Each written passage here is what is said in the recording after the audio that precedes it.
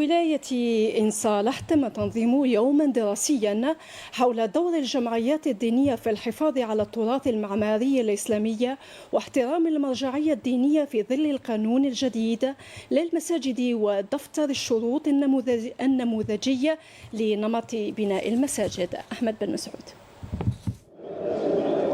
لا تزال النهضة العمرانية المسجدية بولاية عين صالح تحافظ على ذلك العبق التاريخي التليد، وبهدف إبراز دور الجمعيات الدينية في الحفاظ على التراث المعماري الإسلامي المغاربي واحترام المرجعية الدينية في ظل القانون الجديد للمساجد، جاء في صلب اهتمام هذا اليوم الدراسي الذي يناقش إشكالية المعايير النمطية لدفتر الشروط في بناء بيوت الرحمن الجديدة وشرح آليات ومصادر تمويل الجمعيات الدينية ومنح شهادات المطابقة.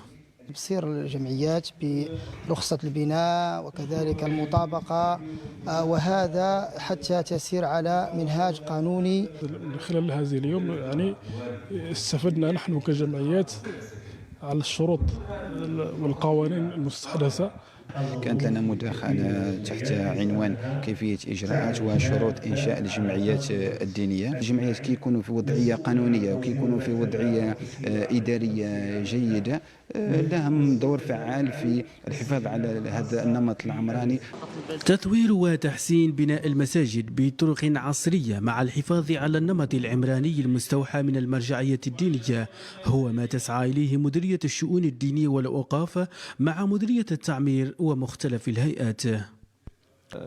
كل مؤسسة إلا ولها يعني دفتر شروط معين يحدد نمطها، يحدد عمرانها، يحدد برنامجها المساحي. المساجد اليوم حظيت بهذا الدفتر. ساهم مع مديرية التعمير ومديرية التجهيزات العمومية والهيئة التقنية لمراقبة البناء والحماية المدنية لتنظيم هذا اليوم الدراسي وشرح هذا الدفتر، دفتر الشروط الجديد لنمطية البناء، وذلك بهدف مرافقة هذه الجمعيات الدينية على مستوى الولاية. ويبقى الاهتمام بالمساجد أهمية قصوى نظرا لدورها الرائد كمؤسسة للعبادات والتعلم ورمز للوحدة والألفة بين أفراد المجتمع.